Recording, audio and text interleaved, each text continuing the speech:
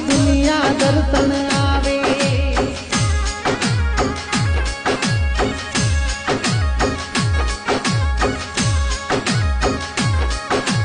पूनवासरी धरती ऊपर महादेव विराजे, सदाशिव भोलेनाथ विराजे।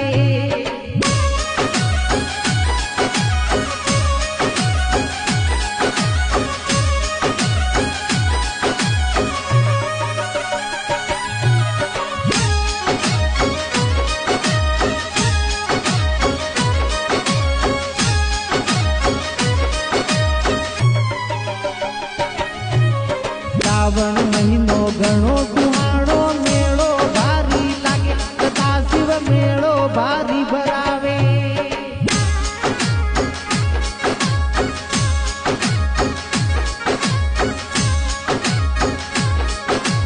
दूर दूर घणा जातरी दर्शन कर